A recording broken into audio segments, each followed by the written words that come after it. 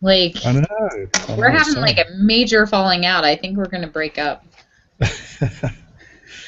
All right, so we already got to go through all of your images. Did you want to touch on them again, or can we just move on to the second half?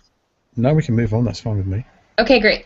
So you passed your level 9 with flying colors, but Thank Google you. was hating us, so we only had 15 minutes.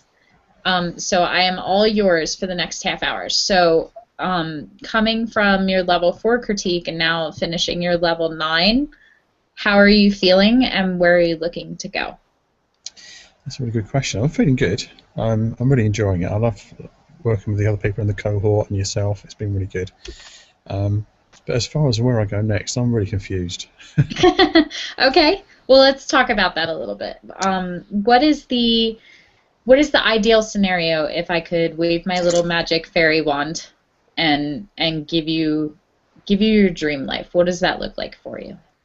I guess there's two sides to it, really. I still like to do more of the things I've been doing. So I love doing the beauty and the hair stuff, and obviously would like to get some more clients on the hair front. But I've come to the realization that that's going to be really tough because I think I've mentioned before the bulk of the market's taken up by probably two people, and to try and convince an existing client of theirs to actually switch to somebody relatively unknown could be relatively difficult, to put it mildly. So I'm being realistic about that. I'm not sure I'm going to be able to break into that easily at all. So we'll see what happens there. We've got the British Hairdressing Awards final coming up at the end of the month, and it'd be great if our team was to win our particular section. That would be a bonus. But we've tried that for the last 3 years and not made it yet. So if we get through, great. But if we don't, it'll just be another year to try again. So we'll see what happens with that one as well. And the other side is I really do enjoy training people. I'm not sure I've got enough to offer yet, to be honest, in many ways. But um, I've seen the likes of you've done and other people have done, and I think I could probably do something similar. And we're sorting out a workshop, and I'm really looking forward to that. And I'd love to do more of that sort of thing as well. Okay, well, um, you know, it's important to note that I've been teaching for 2.5 years and I've only done a retreat with one other photographer. So I would not be asking to collaborate with you and saying let's do it together if I didn't think that you had an exceptional amount to teach. And I think that we mentioned this at the end of your actual critique of your images, but um, I also think that you would be a really phenomenal teacher at the Arcanum itself, as one of the masters. Your work is just phenomenal. It's not even Arcanum related. Of all of the photographers that I follow, yours just blows me away. It really does. Like, it's just really beautiful, stunning, very styled work, and I really, really love it. Like, when I want to be an American and brag, I brag that you're one of my students at the Arcanum. I've, Like, I've I've said it before. It's all down to teamwork, and obviously I have a great retoucher, and that makes a huge difference too. But I'm not afraid to say that. I'm quite happy to say that. I think I've mentioned that in the past. I know other people that do that, and I'm going to be one of them, and that's fine with me. I just haven't got the time to do it myself, and don't particularly have the desire to, really, because I'm getting such great results as it is. yeah, and you get beautiful results, and I love the fact that every time that I compliment you that you pull up your team, because I'm the same way. Like, my images would not be what they are without my makeup artist and my stylist and the people that work with me. Absolutely, yeah. Um, so the only thing that I want to touch on, that you said, I love the fact that you said if we don't win, then it's just one more year to fight. That persistence is so key to being successful. A lot of my success comes from the fact that I'm fucking stubborn. Like, that's it.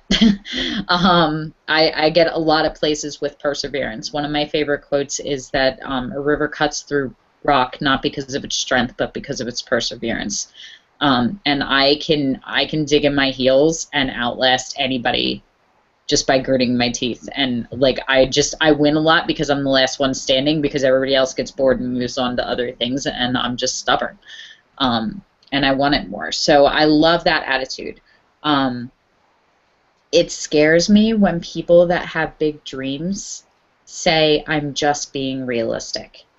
Because that's counterintuitive to accomplishing anything exceptional. You know, it wasn't realistic to imagine that people could fly, but the Wright brothers went and built a plane. And now it's realistic for us to go to an airport and fly across the country and across the world. And if somebody didn't go, well, I'm going to do what's not realistic, that wouldn't happen, and you and I wouldn't be having this fabulous retreat in London in the spring next year. You know, it's not realistic to go into a room and hit a button and have light rain down on you from above. You know, everything amazing that's been accomplished has been deemed unrealistic at one time. So maybe right now it seems not realistic that people would leave these other major competitors that you are perceiving as above you in style and success or proficiency or whatever it is that you're counting yourself below them as. But the bottom line is that people want quality, and you have that, and people want a good product and a good service, and you have that, and they want to work with good people, and you are that. So when you put those things together, I absolutely think that it is a realistic assumption to assume that people are going to look at your work and go, I really want to work with that Martin guy. And even if it's not necessarily you stealing or taking clients from the other ones, there's always new models coming in, and there's always new stylists coming in, just the same way that there's always new photographers coming in. So they may have their group of people above, but the nice thing about being the underdog or being the new person on the path is that everybody else that's new on the path that's coming up, you can grab all of them because they're at the entrance coming in. They're not standing by the stage yet where the head people are. So I don't think that that's anywhere near the kind of obstacle that you think that it is. And I think that some of it is just going to be me beating into your head that you're good enough. Okay. So we like the idea of instructing and teaching, and we like the idea of doing more with the hair and makeup. We were sort of discussing on the idea of you actually doing the same kind of quality work, but offering it as like a portrait package or a modeling portfolio thing. Is that still something you want to consider? To a point. Again, that's been very difficult to get off the ground here so far because I've always been available for that kind of thing, but very rarely been asked to do it, and especially rarely been asked to do it for any reasonable amount of money, or a realistic amount of money. One of the things I'd love to do is I get loads of makeup artists saying to me, I'd love to work with you because they've seen some of the things that I've done, and I'd love to do that. But if you start mentioning, okay, well that's going to cost you effectively, I don't know, £150 an image, for example, to capture something that they've done as well as you can and have it edited to that degree, that's not an unreasonable figure. Mm-hmm. But because they're makeup artists, they haven't got lots of money to do that, generally speaking, so that hasn't really flown either. It'd be nice to be able to get that to do so, but I'm not quite sure how. Well, I mean, it's both ways. Like for me, because I'm a portrait artist and my clients are the people that I'm actually photographing, the makeup artist works with me. So she gets paid and I get paid by the client, which I totally think that you could do too in the realm of having,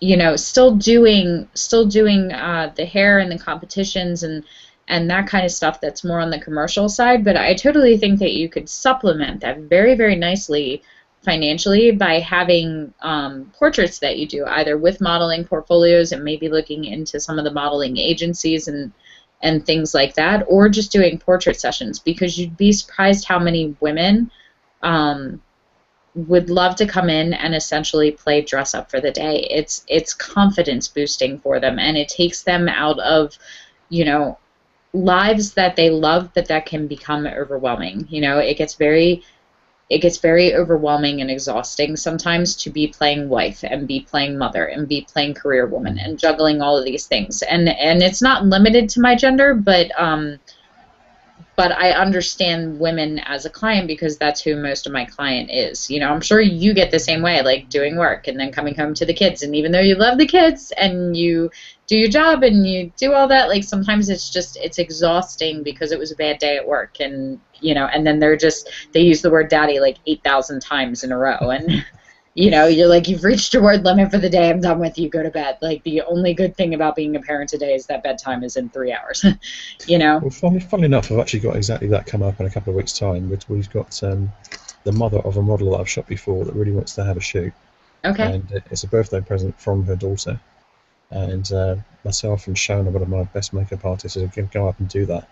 But we're both nervous about it because we're used to working with models, not with mothers. So it would be interesting. Well, let me ask you this: working with models and doing what you do, you don't have like an art director on set, right? Like you're pretty much commanding No. the suit. Yeah. So how bossy are you with your models as far as how they're posing and how they're looking, or do you just kind of let them do their thing? Depends on their experience. Okay, let's say they're super inexperienced. Then you have to step in and help. Okay, do you feel comfortable doing that though? Because a lot of photographers don't. Like they kind of freeze up and go, oh, just just kind of move and do your thing. Like I'm a control It freak. doesn't bother me, but I think there is a difference between directing even a would-be model than there is from directing somebody that's just a standard person really that just wants their portrait taken. Nope, absolutely not. Absolutely not.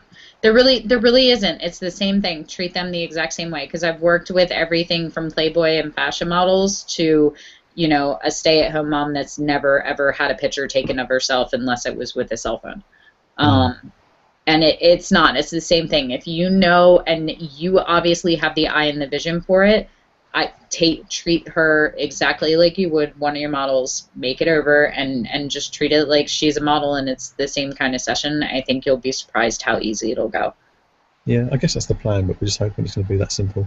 It is, and there are some, like I've had some girls that are very nervous and very stiff in front of the camera, especially if they don't like getting their picture taken. Like usually, even with inexperienced models, or up and coming or want to be or amateur models, they want to be in front of the camera. Obviously, if that's the career path they're choosing, they like the idea of having their picture taken. Some of my clients that come in are extremely, extremely nervous and very self-conscious of being in front of the lens, and it takes a little bit. So, like, I can usually tell, and you'll see. I want you to come back and report on this. If she ends up being a little nervous or self-conscious, you will know the exact frame that she all of a sudden becomes a model.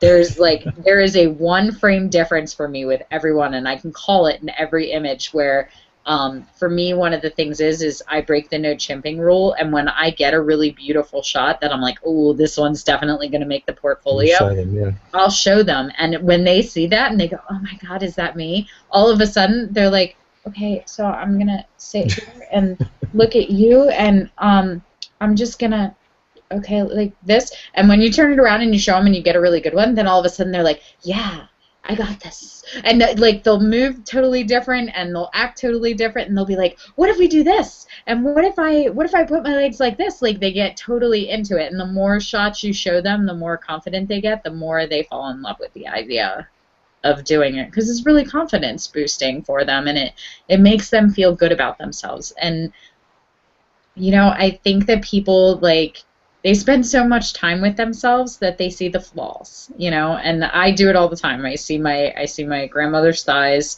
and I see my post baby body, even though I have a 9-year-old now, and I see and compare in those realms. Like, we forget that the people that don't look at us every day, like how many different characteristics and traits they look at and find absolutely stunning about us.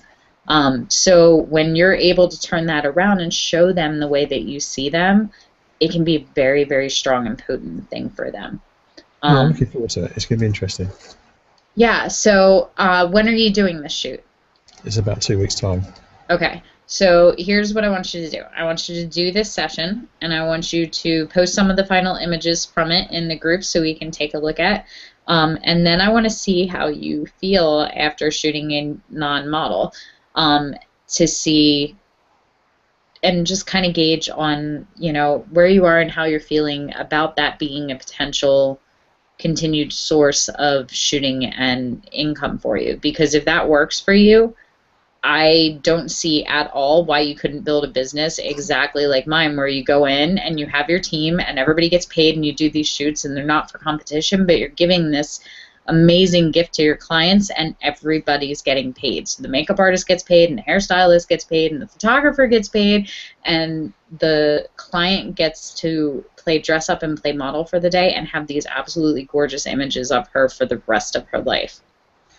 Yeah, let's hope so. Yeah. Yeah. And also, I'd like to say as well that that competition, I don't feel is for me.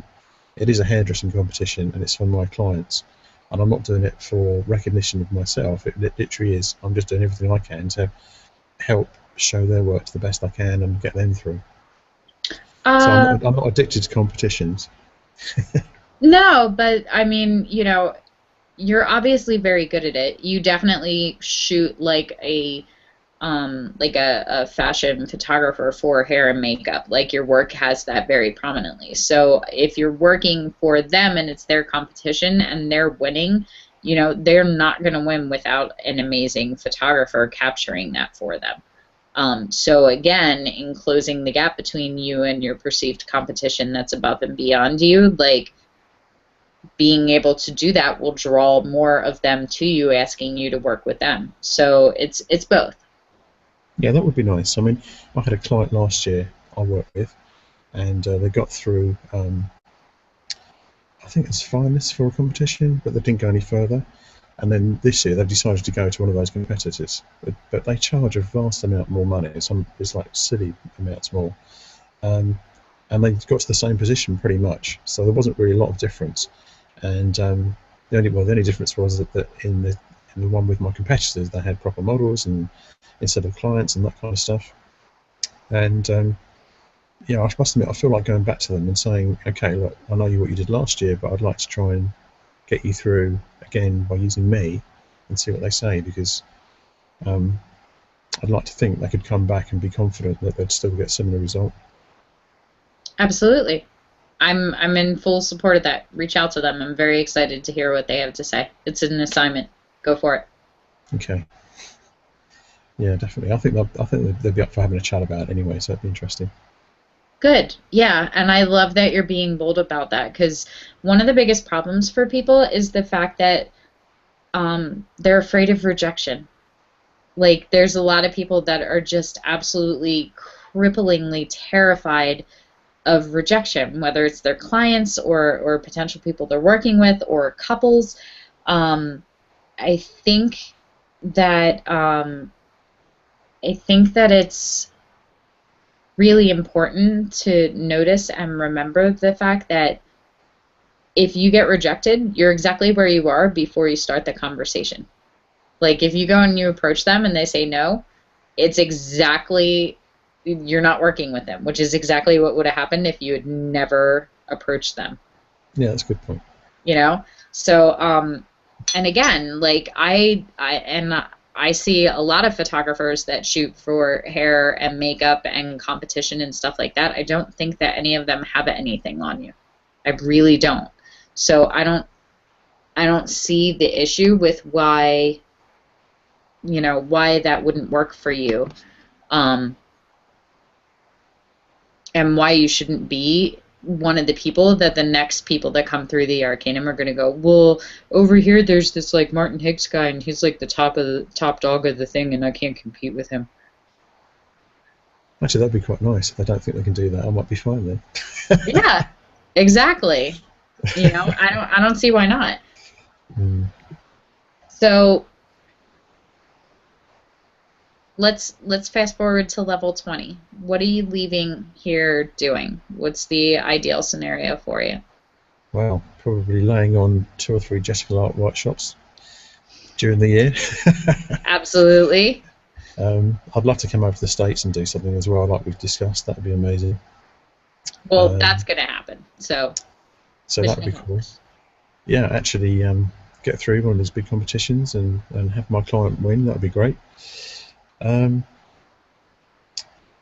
yeah, and just have some sort of business that's actually working. Because right now, although I've earned several thousand doing this, it's all gone back into the business. It's all gone on equipment or insurances or whatever it may be. There's been no profit out of it at all, really. Okay. So yeah, just trying to make some sort of profit out of it would be nice. So what does profit look like for you? Um, Give me a number. well, just having a salary effectively that you can live off at some stage would be nice, rather Okay. than having to have two jobs. So what would that look like? Give me a number. Um, I suppose it'd have to be sort of around the 50,000 mark, something like that, to be kind of around the figure I'm used to. Okay. So let's up it to 60,000. So that breaks down nice and easily because your master doesn't like to do math, and so that would be about 5,000 per month, right? Yeah, Yeah.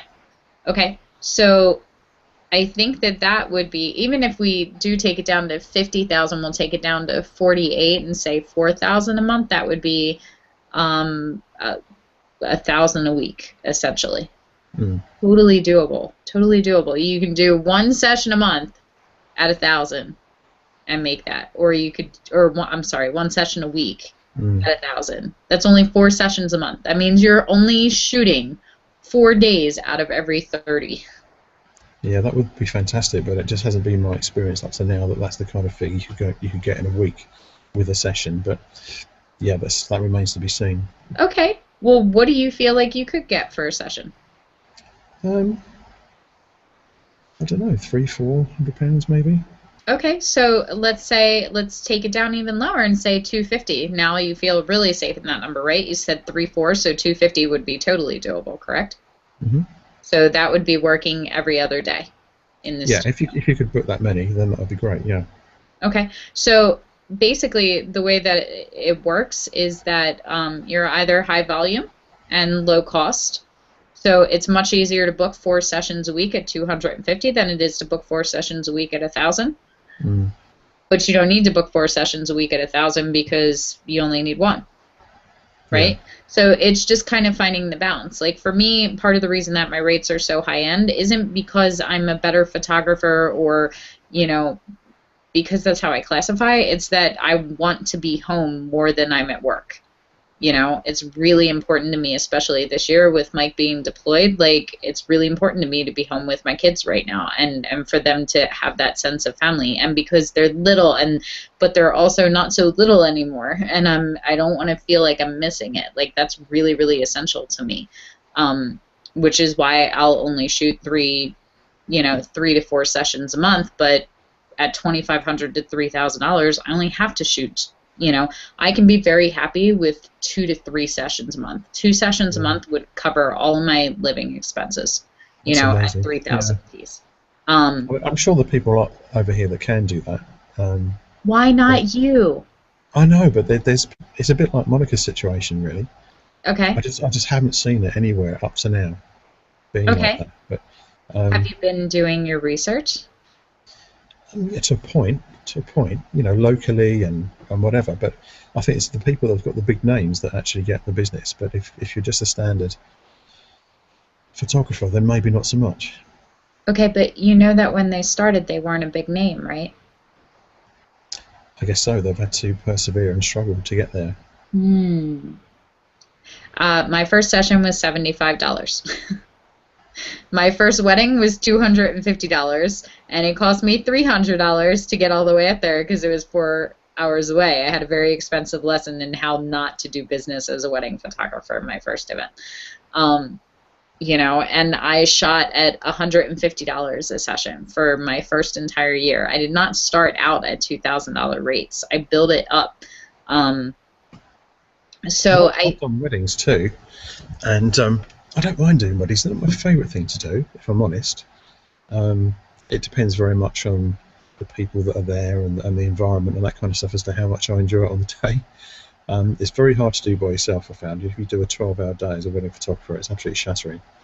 Um, and I feel that I'm maybe better than some of the people that are offering certain packages at certain rates, and I've gone in above those and maybe not got so much feedback from that, or bookings on that basis. And these days it seems to be people who ring you and actually set your rate for you, which you could either just reject and say no, I'm not going at that rate, or you think, well, maybe I should, just to keep things ticking over. So unfortunately I've had to do that a few times. So about 2 years ago, we had these friends that asked us to do their wedding for them, and they wanted basically an $8,000 package, but they only wanted to invest $3,000. And when I told them how we could slim it down in order to stay in their budget, they weren't interested. They wanted everything they wanted, but they wanted it for $3,000, not for $8,000.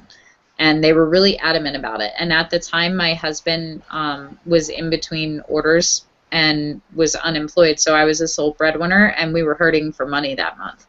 And so I was really agonizing over it and going back and forth with him and going, maybe we should just take it. It's still $3,000. It's a weekend worth of work.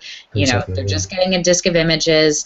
Let's just do it. And we really agonized. And I dug in my heels and I said no, because it is a disservice to every other wedding client that has booked me this year and booked that package at $8,000. I can't do that because I'm scared and because I know that I'm worth it, and all of my other clients that have validated that I'm worth it by investing that kind of money in me, I would be betraying them. So I'm not going to book it. And it was really, really hard. It was really scary because we really needed the money that month, and I was really biting my teeth over it. And 4 days later, I had another client come in, and they booked a $12,000 package that I would not have been able to shoot because I would have been booked for this $8,000 package that I was only getting paid $3,000 to do. And so that sounds like a results not typical kind of thing, where it's like, oh sure, that happens every now and then, and sometimes it does. Sometimes you don't have the dates booked, but if I would have booked it, there would have been no way for me to have that second date. Yeah, you're lucky there. Fear is a very, very worst thing that you can ever make your decisions based off of. And that's where a lot of people are. They're making it based off of the fear that the phone isn't going to ring, that they're not going to be able to book because of all the competition, that they have to undersell themselves because other people have been more established in business longer, have more talent, whatever it is. And they make all these decisions from fear instead of from the hope of what they're building towards. It is so hard though, because like most people, you have outgoings. I lease my camera gear for one. I lease the camera. I have insurance to pay. I have Adobe fees to pay. This, that, and the other. It comes to about £300 a month. So if I'm not getting at least that a month, then I'm having to find that to sub myself. So there is that fear to some degree. So I don't want to be in a position where I can't keep things ticking over by themselves. Oh yeah, absolutely. But for the sake of conversation, let's step away from the fear just momentarily, because I'm not invalidating it. That's all very real. What are you hoping for? I don't know. If I've reached a bit of a crossroads, I think recently. It's either going to fly at some stage down the road, or I'm just going to become a hobbyist again. That's how I feel at the moment. That does not sound like hope. Yeah, I know. It's tricky. Okay, so just come over with me to the unrealistic side that you're gritting your teeth about crossing that line, and tell me what you're hoping for. It is pretty much as we said before. I'd love to be doing stuff internationally and booking nice big jobs, and working with fantastic teams and new teams, and carrying on the way I've been kind of shown that I can do occasionally. Okay, so if I was going to send you, say, 10 jobs a month where you were going to make £500 each job, You were going to work 10 days a month. That's like every 3 days, and you were going to make 5,000 pounds a month. Yeah, You were fantastic. going to have your team together, and you were going to shoot somebody beautiful, and you were going to return gorgeous images for them, and then you were going to move on to the next client. Would you quit your job right now to do that? If I thought, well, yeah, it may not be a case of quitting, because I'm getting made redundant soon. So yeah, we'll find out. Okay. But, I mean, is that the ideal scenario? You would just shoot? Yep. That would be That good, would but be your again, that's job? that's yet another crossroads because and I'm being made redundant probably in March, and I'll either get another position with where I am now, and that'll be fine, everything will take as long as it has, or I'll be out of my ear and I'll have to find something else in a hurry, which would be probably IT related, like I'm doing now, just purely because that's what I know best and that's what brings the money in. Or you give it up and just say, right, we're going to go for photography. But to be able to do that, you need to be very confident you're going to get the money, and otherwise I'll be out of my house. Well, I'll tell you from the voice of experience that when dinner depends on it, you will fucking work for it. Um, A friend of mine actually had a similar situation last year, and he's persevered and he's stuck with it. But I spoke to him last week, and he said, unfortunately, he's had to accept any kind of job, so shooting anything pretty much. And I totally understand that, and I'm sure that lots of photographers do have to do that. Um, but I wouldn't enjoy it to the point that I could stick at it if that's what happened. I I don't think. don't think that that's necessarily the case. I think that if he's doing that, that there's probably something wrong with the way that he's presenting himself and the way that he's running his business. And part of the problem is that again, if you're accepting a job shooting babies when you don't want to shoot babies for the money, then you're also closing down that date and you're showing work that tells other people that's what you're doing. Mm, So I think that you could absolutely be doing the kind of work that you're showing in the portfolios in the Arcanum and what's on your website and what's on your social media. Um, but I think that you're approaching it from a commercial standpoint, kind of with doing competitions and stuff like that. And I'm not sure, like, when you do this, who's the client? The hairdresser? yeah, Okay, so you're getting paid by the hairdressers. that's right. Yeah, Okay, so if we opened that up and you were doing the exact same kind of work and you could essentially be the head of it where you could hire the team that you want and work with the hairdresser you want and work with the makeup artist you want and the model was the client, you could still be producing all of this beautiful work and it would be going towards them. It would just be a different person that's paying the bill. Do you have any problem with that? no, not at all. Okay, so here's what I think we should do then. I think with in light of the fact that we're considering the fact that you might not be at your current job much past the next couple of months in one form or another, that the next 10 levels should be towards building you a sustainable studio where hairdressers, makeup artists, or models and clients, any one of them could book you for a session. And any of those things I'd be happy with. That'd be great. Okay, awesome. So here's what I want you to do. We talked very briefly about how much money you'd like to make. Um, what where you are now with your time. How many sessions would you like to be doing a month while you're still working your current job? Um, I could still do easily one or two a week. Well, provided I'm doing the job I'm doing on nights, which gives me time during the day to decide when I do stuff. If I end up on a 9 to 5, then that'll be different. Yeah, no. It kind of switches. Like, for me, I was doing a lot of night stuff because I was home with my kids during the day, and I wanted to spend time with them. So I would do a lot of night sessions because I would put them to bed at 8. So I would actually have all my clients come in later in the day, at least after 5 when Mike would get home when he was stationed here. Mm. Um, Now they're in school, so now I push everybody to be during the day because once they get on the bus at 8:30 in the morning, I don't have to even think about them until 4 o'clock in the afternoon. So I try to have them during the day, so it kind of switched. So I don't necessarily think that that's a problem for you, especially, you have all day free to work, but at the same time, a lot of other people work during the day, so they might not be able to come in until after 5 anyway. That actually worked That's out true. really Yeah. convenient. Yeah. Um, think the other So, issue is the space you have to do the job as well. I mean, I have shot lots of my beauty stuff at home in a tiny space, which is fine. But if you've got a client coming in, generally speaking, you want to give them a few more options. That might be trickier. So it's just finding somebody to shoot in those scenarios, really. again, I don't necessarily think so. I think that people are going to look at your work and want to book you because they want something that looks like your work. So whatever you're doing to create that is going to work fine for the client, whether the client is a hairdresser or a model. Yeah, It's that's true. I mean, just last week I had a model over from Hong Kong who's a girlfriend of a really good photographer over here, mhm. and she wanted a session because she likes my work and she likes my makeup artist. So we set that up, and he actually came round with her to the house, and we had two hairstylists and the makeup artist and myself and them in the house. So it's quite packed. And I don't know if you saw any of the images of the Asian girl that I put up, but they came out quite well. And she was Okay. really pleased with them. But that was kind of nerve-wracking because I really respect this other photographer as well, and she's really good.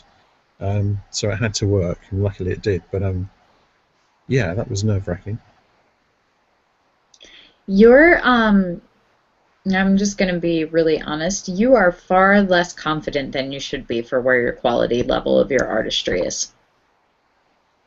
I think that you are I don't more think in I've your ever been super confident. It's only really from my 30s onwards that I've been a bit more kind of confident than I used to be. I used to be really shy teen, terrible. So I think I've just started to come out now, come out of my shell. That is. Well, it's good that we're at least starting that, but I need you to like step up the pace with that a little bit because you're really, really good. Like I don't know what else to say aside from that. Like it's really simple. Like you are really, really good. Like you are really fucking good. Like, do you hear me? I I need you to hear that and like commit that to memory. Like there's nothing for you to be insecure about as far as your work or commanding the kind of rates that you want. Oh, Nothing. thank you. I think it's a bit like Gretchen said though as well. I'm just not used to sort of blowing my own trumpet either. It's nice that other people notice and it's flattering. I love that, but I wouldn't go around sort of saying, oh, I'm really good at this because I just feel like a big head and a twat. So I just wouldn't do it. But it isn't, it isn't. And you know, and people have called me that before. I've had people tell me that I'm conceited or egotistical, but it's not. It's balance between confidence. It's okay to look at what you're good at and celebrate that. You would absolutely do that for other people that you love. It And I do, I amazes must admit. me. Yeah, I like some photographers don't like to comment on other people's things. I find because I don't know why they don't. I've got no problem with that. Credit where it's due, as far as I'm concerned. If I like something, I'll tell them.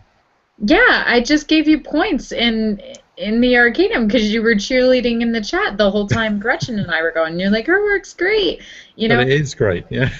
Yeah, but so is yours. And Gretchen's going to be the first person, if she's not already, in the chat saying, you know, your work is phenomenal. Like, I've It is had interesting though, because I see several. myself more as a technical photographer than an artist. Okay. Um, I kind of know in my mind when I think I've got an angle on somebody's face, wherever I think, yeah, I really like that, and maybe that's my artistry to some degree. And the rest of it is all about, is that sharp enough and is the lighting right, and it's all technical.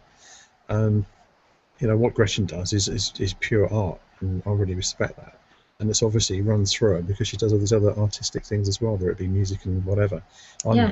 I'm not a musician, Okay. so we're totally different. But Gretchen and I are kindred spirits in that way that we just have to create art, whether we're picking up paintbrushes or singing, or I can't sing, but she can apparently. I can't unless I'm in the shower.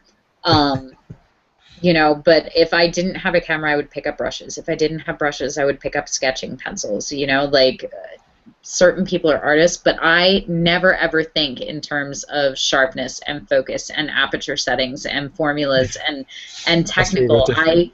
I can't do that at all. And I look at your work and I see the precision of it. You are like an artistic surgeon, and I'm like a holistic healer.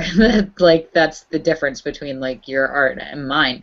Yeah, that's why we're So also different. I mean, we got people in our group that are really kind of deep and thoughtful, and I can be, and I've got opinions about everything, but I'm not in that way artistic.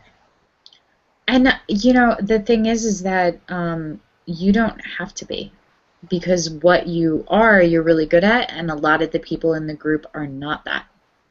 And I guarantee you, you're going to hear some feedback when you go back into the chat where they're going to be going, and I wish that I had more of the things that you have because I don't possess any of them. Because I absolutely feel that way. I had. And they're all things that can be learned, and I think anybody can learn to do what I do, but I don't think I could learn to be an artist. No, we can't though. We absolutely can't. You know, you can teach like the formulas and how it's supposed to work, but with you it comes intuitively. You see things that way.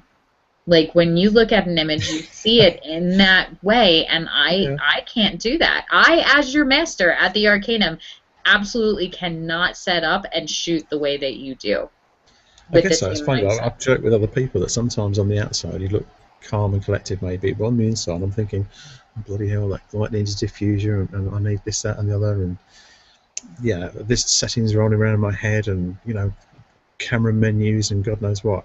And lots of people say that you should know all that inside out, so it's like second nature. You don't even have to think about it. Well, that isn't me. I'm always constantly thinking about it. I'm telling you right now, confessions in the Arcanum from a master. I have never ever in my head, ever during a session on set, thought camera menu anything. Ever. I don't even know 80% of what my camera is able to do. It's, you know, and but I don't mind admitting that, like, because I know what I'm good at. And I know where my voice lies, and it lies in the more intuitive part of the art. If yours is in the precision, I think that that's what would make you an excellent teacher. That's why I would want to be in your class at the Arcanum, is to learn to think more like that, because it doesn't come naturally to me. You're just speaking a different dialect. It doesn't make the message any less potent. I'm just a geek. We love nerds and geeks, though. Like, that's a good thing. You know what? You know what a nerd is? It's somebody that gets to be unapologetically excited and in love with what they're doing. That's all it is. Like when somebody's like, "Oh, you're such a Star Wars nerd," what does it mean? It means you love it. You love everything about it, and you know everything about it, and you obsess over everything about it, and people just accept that about you. Like that's one of the best things you can be. So I hope you continue to be a geek, and I hope you continue to be more of one. But I would absolutely, I would pay to be a student at the Arcanum right now to study under you, because I can't do that. I cannot do that to save my life. I can't think that way. I can't see images that way, and that would be it would be like learning a second language artistically for me. But having said that, someone like yourself doesn't need to, because your work speaks for itself and doesn't need all that going on, really. Exactly, and it is the same exact thing with you. You don't need to shoot like Gretchen because you shoot like Martin. You don't need to shoot like me because you shoot like you. You're going, oh, I can't do that. You know, and all I'm thinking is, I had like a half-hour conversation with my husband, half the world away, and instead of talking to him about romantic husband and wife things, I was gushing over your work and how I'm going to push you to be a master so that I can sit in on your class so I can learn to shoot like you, because I can't do it. Sorry, Mike. You know, and no, but it's good. It's a really good thing. Like, but I need you to keep the want to learn and to expand and to grow, but to not let that discredit or invalidate your strengths, which are very, very strong. Oh, for sure. I mean, we've said before that you never stop learning in this game, without doubt. It's constant. Right. But you're kind of in this place where, like, you're excited to learn, but you feel like because you don't know everything, or you're not doing all of it fluently, that somehow dismantles the quality of what it is that you are doing. Like, I would go to say you are probably one of the most talented photographers that I have come across in the last 5 years. I can't take that. No way. No, like, you're one of the most talented photographers that I have come across in one of the last 5 years. Cross my heart. I really thought when I came in and agreed to take over Miss Aniela's cohort that you would be the first one to jump ship, because my quality was not up to par with yours.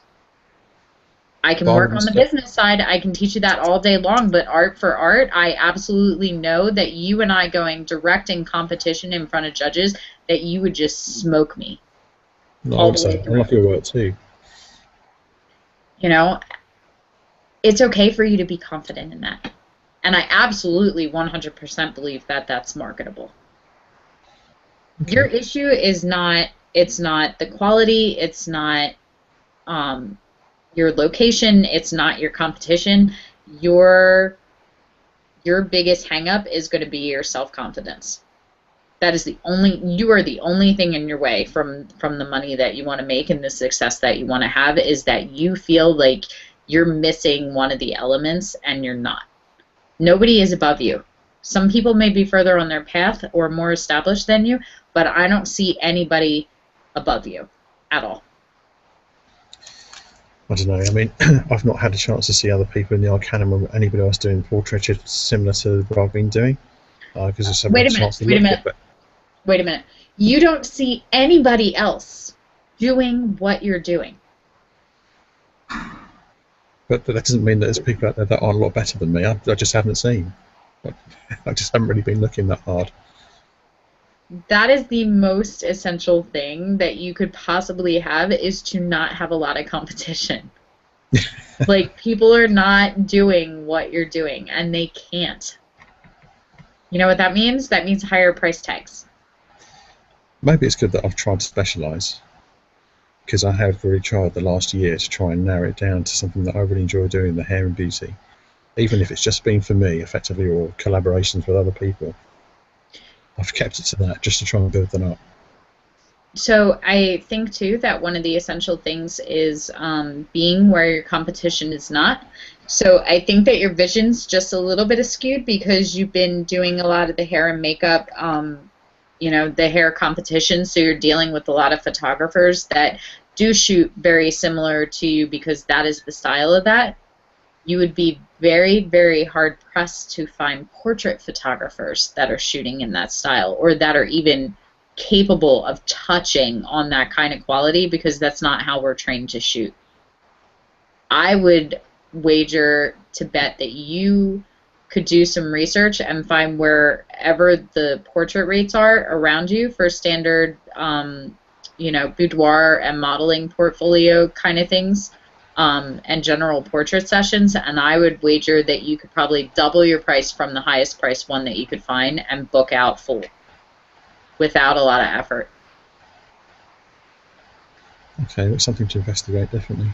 hmm So here's what I think you should do. I think that if you love what you're shooting in terms of the hair competitions, that you should just translate that into portrait sessions. I wouldn't go weddings, I wouldn't do events, I wouldn't be looking at any other kind of photography. If somebody approaches you and wants to hire you for it, by all means, go get paid if you want to take the job. I'm okay with that. That doesn't bother me. But it doesn't get shown, because it's not what you want to get booked for. I do think that we should start looking at the portrait side of it, because you're going to present work in a way that nobody else around you is going to be offering in the portrait arena at all. And if your goal is to create more sessions like the work that you're showing, I can get you paid for that under portrait photography all day. I have no doubt. If I can market my business and make $2,000 to $3,000 a session, I could easily set you up to make 3 to 5. Because you're a better photographer than I am. Point blank blank. Well, that's debatable, but yeah, okay. I'm I'm good at being an entrepreneur, and I'm good at making money, and I'm decent as an artist. But I look at everything. I'm constantly annoying people because I always want to turn their hobbies into businesses, and sometimes they're like, no, I'm good at my job. I just want to do this. Um, but I actually think that you could probably borrow my business model exactly the way that I have it set up, and set it up over there, and build a really nice little side income coming in, so that if in a couple of months, things don't pan out with your business, you would be well on your way to being able to support yourself solely through photography. And then you could decide if you one another IT job or something where you're working for somebody else just for the stability sake of it, or if you really want to go hardcore into photography full time. But I think that you could at least be half, if not 75% of the way to where you want to be, in order to financially support yourself solely based on your art. I see absolutely no reason whatsoever that you couldn't do that. And I love the idea of you getting into teaching, because I'm supposed to be your master and your teacher, and I would absolutely pay to come and sit and learn from you with the way that you shoot. And I think that because as photographers, most of us are artists, and we are very right-brained, and we do gravitate towards the more intuitive, artistic, creative side. I can tell you from personal experience with all the people that I've encountered that most of them are like me. You know, they're very creative, they're very intuitive, they're very artsy. We're the hippies of the photography world.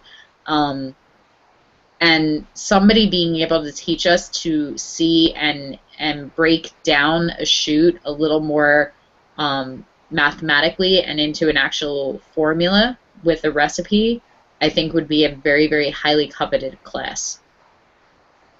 Okay. And I promise to try and get the confidence up so that when you come over, we do your portrait as well. I would see, absolutely. I would love to have like a Martin Higgs portrait of me done. That would be like my profile photo for like years. We'll do it. Awesome. I love it. So we're crossing into Sphere 1. We're out of the foundation levels, and I really want to build the next 10 levels to suit you. So is the goal for us to get you to the point where you're shooting more regularly and you're making income? Is it that simple? You love what you shoot and you want to make money at it? Yeah, sure. Okay. So I'm going to spend some time and I'm going to break down some things for you. And what I really want to see is us start to get you some more consistent work. And start building that around the kind of money that you want to make, so that you can make, you can make an informed decision about whether or not you want to stay where you are or you want to do this full time. Because I think that you do. I think that you're just nervous and a It would be little. nice. I mean, I've invested, 10 years in it, really.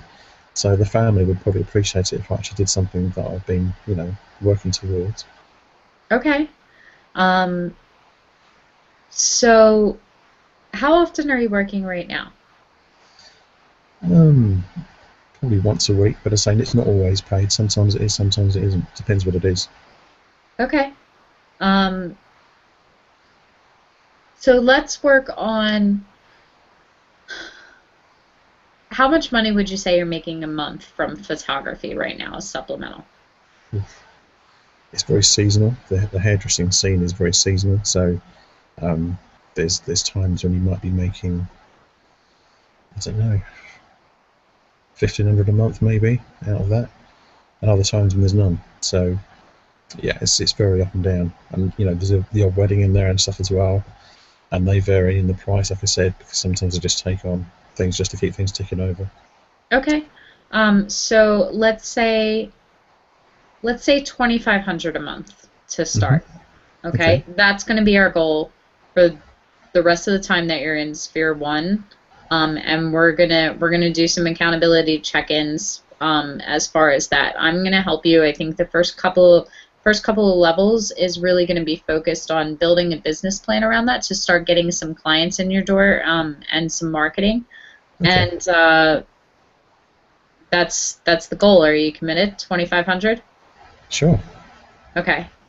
So here's what I want you to do. I want you to I'd like you to send me your pricing list, however it is that you're charging right now for your services, just so I can kind of look it over and see what it is that you're offering, so we can kind of tweak that to be a little more enticing for potential clients. And the first couple of levels are going to be building a business plan towards that, and we'll do that in the next couple of weeks. And then for your level 14 critique, I might actually pull you a little bit away from submitting images and more to seeing some of your brochures and your website and your marketing materials that clients are interacting with before they see you.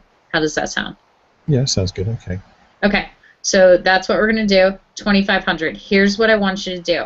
I want you to go find a Post-it note or write it down and tape it, and you're going to tape it to your ceiling. Okay? Okay. Above, I'm dead serious. Above your bed, I want you to write 2,500, put it on a piece of paper, and tape it to your ceiling. But Okay? there's a mirror on the ceiling, so just write it in something. There you go. Then get perfect. Okay. Perfect. Get a whiteboard marker.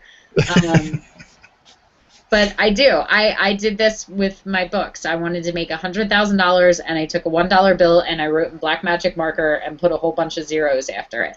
And every time anybody's in my bedroom, they're like, JLark, What's that? what are you doing? Like, are you prostituting on the side? What's with the money on the thing? But every single day when I wake up, I look at it, and it reminds me of what my goal is in order to reach that. Like, I am such a big fan and such a huge believer in visualization and positive reinforcement. Like, it builds new habits. Like, it will just be this little subconscious thought every day saying, you know, this is what you're working towards. And we'll start there. But that's, and it doesn't have to be on your ceiling. Put it on your mirror in your bathroom for when you're brushing your teeth, or, you know, put it on the back of your phone or something, so every time you pick up your phone, set an alarm on your phone every day that goes off at noon that just says, you know, 2,500 a month for photography, because you want this. Okay. And we're moving towards our hopes and away from our fears. Yeah? Yeah, we need to have a little chat about how you do your packages and what that consists of as well, because up to now I kind of shoot for not always a single image. Mm-hmm. Sometimes it's a set of images, but it doesn't tend to be, here's 300 shots.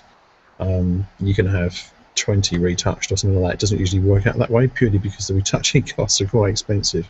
And if I was to include those in my pricing, people would generally go for it. So we need to discuss how that works. Okay, well, let's talk about that. Do you, if you're shooting, say, 3 to 5 times a week, you said what, 2 to 3 sessions a week you could do right now? Yeah. Are you you're looking to send those images out to a retoucher? Again, it depends on the type of image. If it's the high-end beauty stuff or whatever, then yeah, you really need to. Okay. If it's well, you saw the shots I shot in the manor house that time. That was all me. I didn't get any of those retouched. So yeah, I'm capable of doing it to that degree. Okay.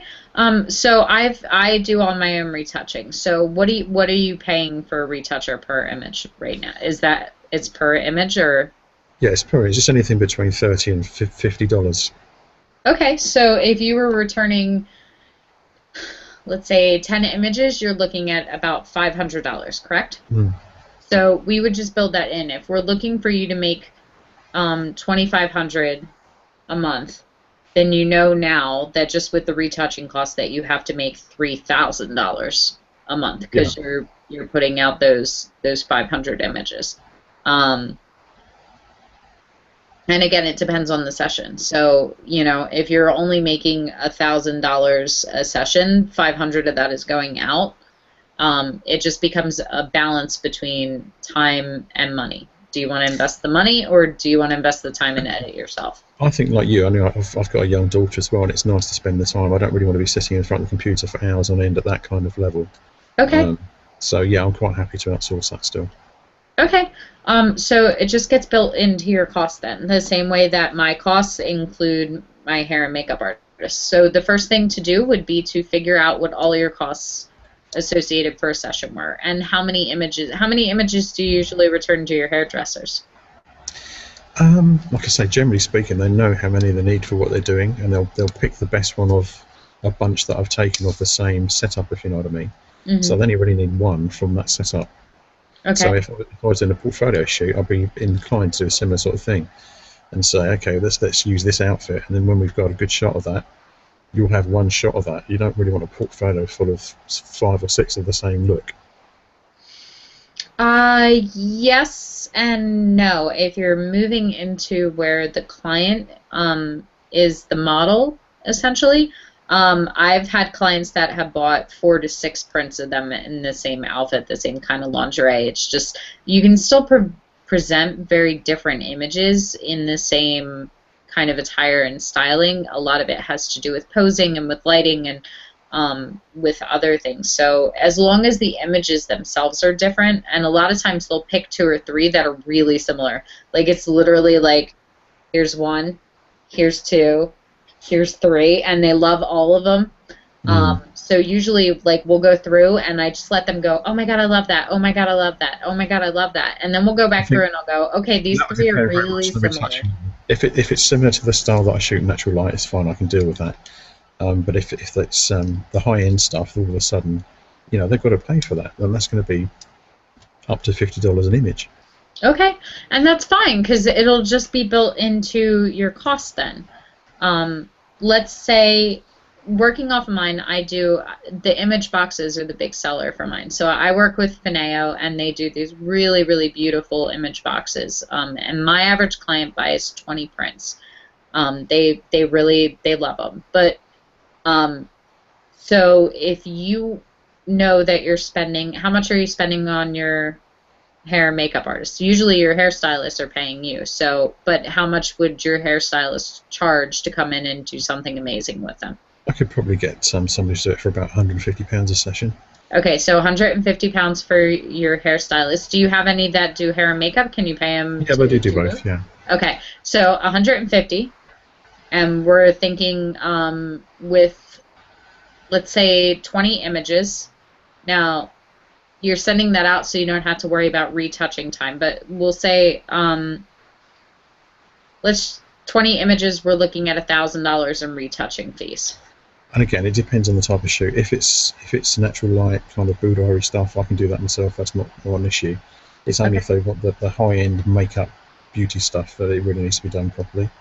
Okay, so maybe what they do is they book a session, and maybe instead of you sending out all 20 or 10 images, whatever the session is, maybe you send out 1 or 2. I think that would be more palatable to people paying for it to start with, without doubt. So then we would be looking at, let's say you're putting together a $20 pack or a 20 image package, and you're sending 4 of them out as the fine art images that are really high-end beauty that you're going to have professionally retouched. You're looking at $200 there, $150 for your hair and makeup artist. So that's $350. So if you're charging, say, $1,500, you should be charging $1,850.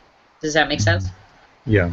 And you just build it into your costs, and it's never offered as an add-on. Like, you don't say, well, it's $1,000 for the session and $150 for my hair and makeup artist and $300 for the retouching, because then they'll argue with you to get them removed and go, well, my sister can do my hair and makeup, and and I don't need the professional retouching, so it would just be $1,850.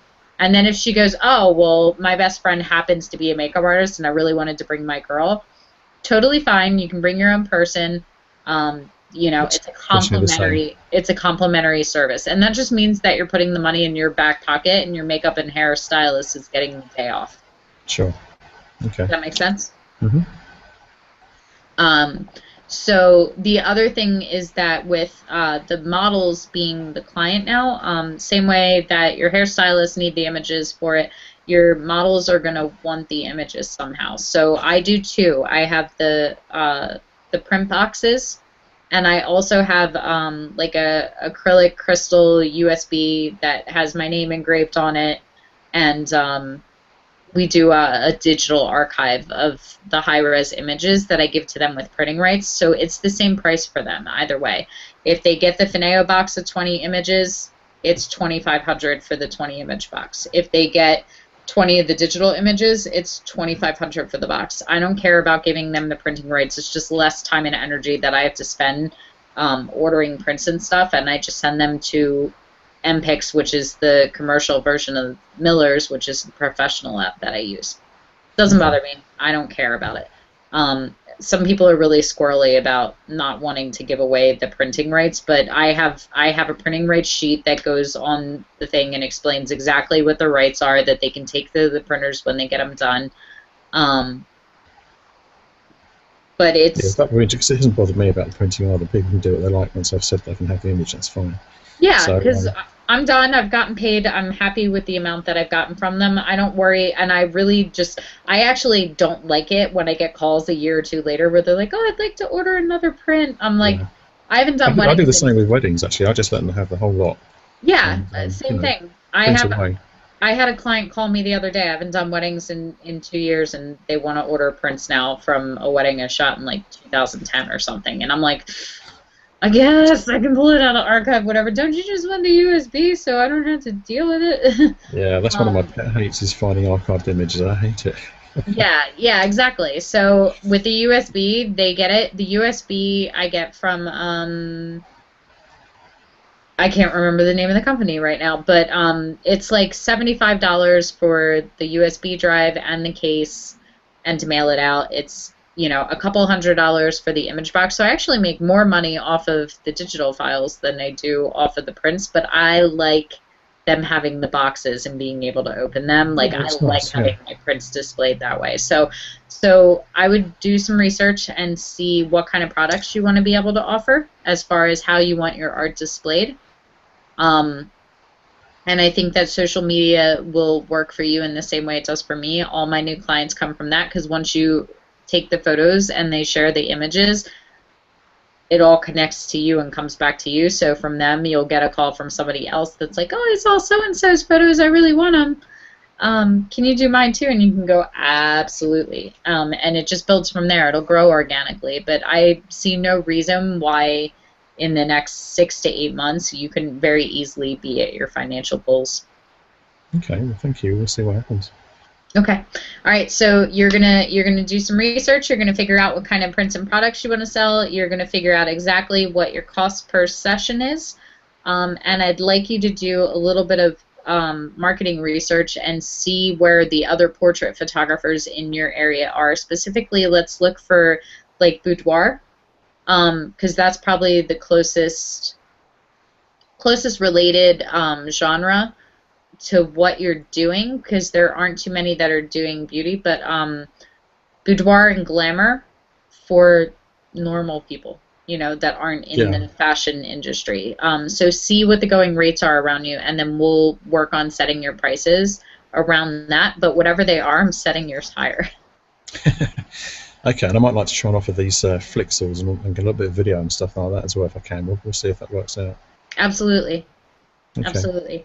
And then you and I can sit down later, and once we kind of get all those answers, then I'll send you over my marketing materials as well, and we can actually go through a couple of like one-on-one sales calls and stuff, and I can show you how I sell and where all my prices and services are, and you can just take it and adapt from there to build your own right from that. okay, thank you. That'd be great. Sound good? Hmm. All right. Questions, comments, concerns? No, I'm really happy with that. That's made me feel a bit more confident. Good. Yeah, we'll see how we go. I'm really looking forward to the coming year with what's going on, so it's going to be good fun. Awesome. I'm really excited too. All right. Great. Thank you very much for your time again, Jess. Appreciate it. Anytime. I will see you at level 14. Okay, bye Okay. now. Thank you. Bye.